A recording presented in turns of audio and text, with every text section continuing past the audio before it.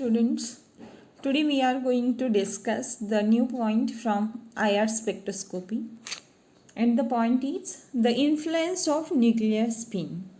So it is necessary here to say a brief word about the spectrum of the carbon dioxide and other linear molecules which possesses a center of symmetry. So a center of symmetry means that identical atoms are symmetrically disposed with respect to the center of the gravity of a molecule. Thus, plainly, both CO2. How we can draw the CO2? O double bond C, C double bond O. So, this is the linear molecule. CO2 is a linear molecule, and the ethine, that is HC triple bond CH, possesses a center of symmetry, while when we take the HCl, HCN or N2O, they does not possess a center of symmetry. So, for the study of the influence of nuclear spin, we need the molecule with the center of gravity, and it has a center of symmetry. The CO2 is an example of a vibrating rotor, or you can say that it is a vibrating molecule. So, here we can get the P and R branches. As we observed in the last lecture, we got the P and R branches when the transition is from delta J is equal to plus 1 and delta J is equal to minus 1. When we got the selection rule, we will get the P and R branches. Plus 1 is for R branch and minus 1 is for the P branch. So, for the CO2, we will get alternate lines. Okay.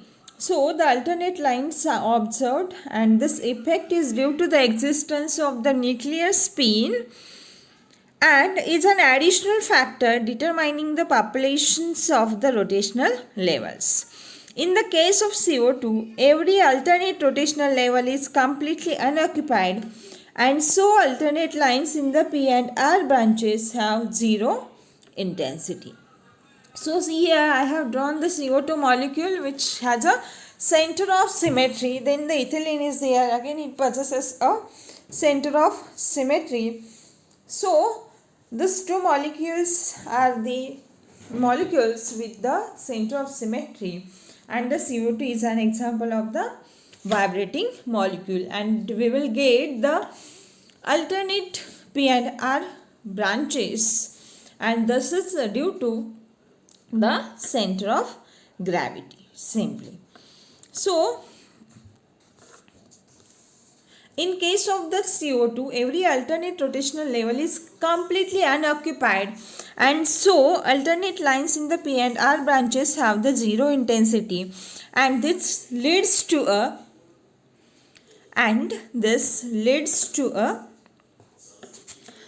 spacing between two lines is around 4b. Usually we have discussed earlier the rotational lines having the space is twice b.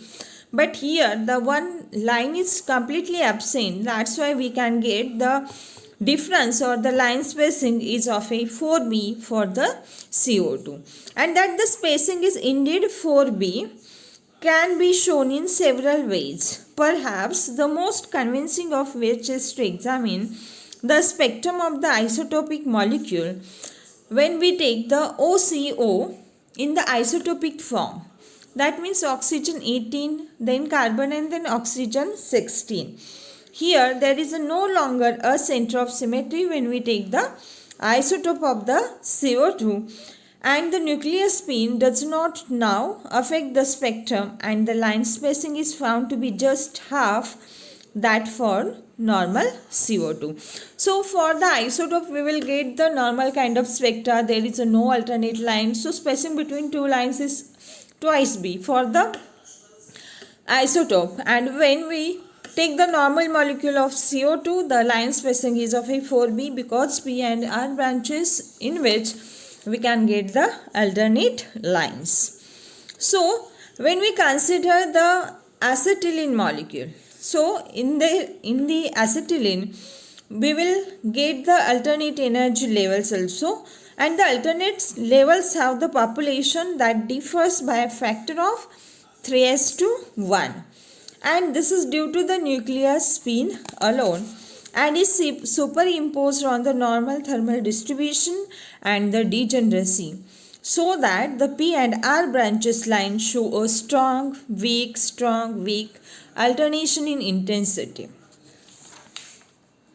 So we will see how the spectra of a acetylene will be observed. So see, here is a spectrum of the acetylene. So here is the heading of the spectrum. The spectrum of the bending mode of ethyne, CH triple bond CH, showing the strong, weak bands, and intensity alteration in the rotation of fine structure due to the nuclear spin of the hydrogen atom. So you can see that in this diagram actually what happens. So see, here the alternate line is of the less intensity. So see here, two lines are of the greater intensity and the middle one is of the lower intensity. So we will get the lines, one is of the stronger intensity or the higher intensity, then there is another one of the lower intensity, next third one is of a higher intensity, so that we will get the alternate pattern in the acetylene. So such a kind of the spectrum will be observed for the acetylene, and here is the center. Okay, center is around the 725. So this kind of the alternation in the lines intensity will be observed in the acetylene, and here P and R branch lines show a strong weak kind of alternation in the intensity. Then we will study the symmetric top molecules. Okay, again this is the point under the influence of the nuclear spin. So we will see how that nuclear spin affect on the symmetric top molecules. So the Born-Oppenheimer approximation, we can take the vibrational dash rotational energy level for this type of the molecule to be the sum of the vibrational levels. So according to Born-Oppenheimer approximation, as you know, the total energy is the sum of all kinds of the energies of all the motions. So here the molecule, when we are vibrating, it undergo the rotation also. So we have to write the two equations. One is of the energy, vibrational energy, and another is of a rotational energy. So initially I have written here vibrational energy equation, which we know already, V plus half omega bar E minus V plus half bracket square omega bar E Xc per centimeter. So here X is an unharmonicity constant and the V is the vibrational quantum number, and V is equal to 0, 1, 2, 3 and so on. So this is the equation of the vibrational energy. Now we will write the equation for the rotational energy, and which is equal to Bj in bracket j plus 1 plus A minus B bracket complete k square per centimeter. So here A and B are the constants and K is again a energy level number, and that can be taken as J, J minus 1, J minus 2, J minus 3 and so on. And here J is the rotational quantum number, which is equal to 0, 1, 2, 3, 4 and so on, and capital B is a rotational constant. So E rotational is equal to Bj in bracket j plus 1 plus A minus B bracket complete into k square per centimeter. Here the centrifugal distortion is negligible. So we know the two equations, first for the vibrational energy and next for the rotational energy. So we have to just add these two equations to get the Born-Oppenheimer approximation.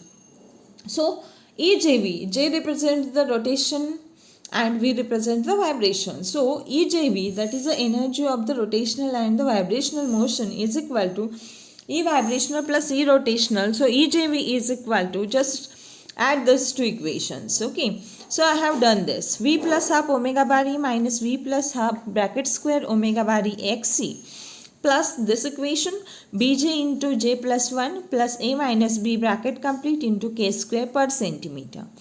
And this part is negligible because the centrifugal distortion is very less.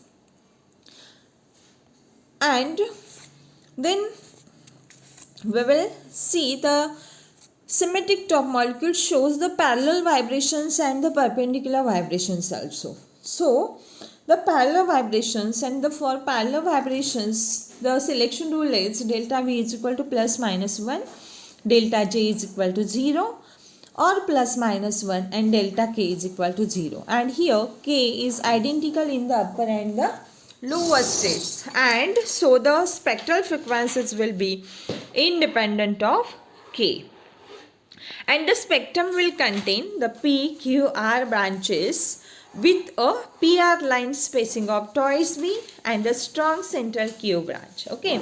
So in the IR spectrum we will get the P and R branches, but when we take the symmetric top molecule and its parallel vibrations, we will get the another stronger line, that is a Q line. Okay.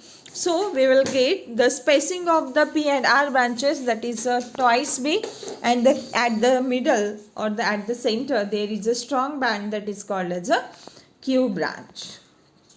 So here is the spectrum, and the spectrum is of a parallel stretching vibrations which are centered at 1251 per centimeter of the symmetric top molecule methyl iodide, that is CH3I, which shows the PQR contour. So continuous spectrum or the broad spectrum is called as a contour. So see here, this is a spectrum or a peak of the P branches, this is of a R branches, and at the middle there is another peak at the center. So this is a Q branch. Okay. So in case of the methyl iodide we will get the three kinds of the peaks or branches, P, Q and R, and these are due to the parallel stretching vibrations, and selection rule is delta V is equal to plus minus 1 and delta J is equal to 0 plus minus 1 and delta K is equal to 0 because K is identical in the upper and the lower state. So the frequencies are independent of the K. So we will observe three branches P, Q and R. Then we will see the perpendicular kinds of the vibrations, and we will see how that spectrum will be observed for the symmetric top molecules. So for the perpendicular vibrations of a symmetric top molecules, we will see the selection rule delta V is equal to plus minus 1, delta J is equal to 0 plus minus 1, and here delta K is not 0, it is equal to plus minus 1 for the perpendicular vibrations. So when delta J is equal to plus 1 and delta K is equal to plus 1, we will get the R branch. When delta J is equal to minus 1 and delta K is equal to plus minus 1, we will get the P branch. And when delta J is equal to 0, that is the difference between two energy levels is 0, then delta K is equal to plus minus 1 and the Q branch will be observed. So we will see the energies of R, P and Q branches. So for the R branches, this equation used delta E is equal to nu bar spectroscopic, which is equal to omega bar 0 plus twice B in a bracket J plus 1, and this is the centrifugal distortion term in bracket A minus B into 1 plus minus twice K per centimeter. Then for the P branch, energy equation is given, only symbol is changed. Omega bar 0 minus twice B in bracket J plus 1 plus A minus B in another bracket 1 plus minus twice K per centimeter. And for the Q branch, delta J is equal to 0. So delta E is equal to nu bar spectroscopic, that will be observed. And such a spectrum, a parallel band of methyl iodide CH3I is shown in figure. So here the parallel bands are shown in this figure, but we have to observe the perpendicular kinds of the vibrations. So for the perpendicular kinds of vibrations, and when we found the spectrum of a methyl iodide, again here we have seen in the last slide, here also we have taken the CH3I molecule and its parallel vibrations are studied, and now we are going to study the perpendicular vibrations for the CH3I. So when perpendicular stretching vibrations are applied to the methyl iodide, that is the CH3I molecule, it shows the typical Q branch sequence. So in this diagram we will get the typical Q branch sequence, and here you will observe one line is of higher intensity, then two lines are of the weak intensity, then the fourth line is of the much higher intensity. So the plot is of absorbance versus per centimeter, and you will get strong, weak, weak, strong like pattern here. Okay, so this pattern is observed for the CH3I molecule, and we will observe the P and R branches also, since there is allowed transitions of delta J is equal to plus 1 and delta J is equal to minus 1, but also we will get the Q branches, and the wings of the spectrum will thus be quite complicated and will not normally be resolvable into separate lines. Thus the Q branch is also very complex, since it too will consist of a series of lines on the both sides of omega bar 0, and that lines are separated by twice in bracket A minus B, and A is very greater than B for the CH3I, and Q branch lines will be well separated and will appear as a series of maxima above the P and R envelope, and this diagram is shown in this figure. So the Q branch is not a single branch which is for the perpendicular stretching. For the parallel stretching we got only one single line or a band of the Q branches, but for the perpendicular vibrations such kind of thing is not there. Q branch also shows a number of successive lines, and their pattern is strong, weak, weak, strong, and this pattern is continuous. So it will be noted in this figure that the lines have a distinct periodical variation in the intensity, like strong, weak, weak, strong, weak, weak.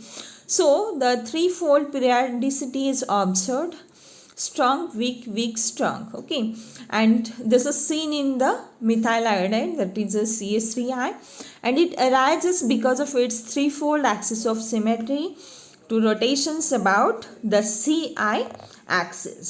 And the appearance of such a spectrum confirms immediately that we are dealing with a molecule which contains XY3 grouping. So this is all about the nuclear spin influence.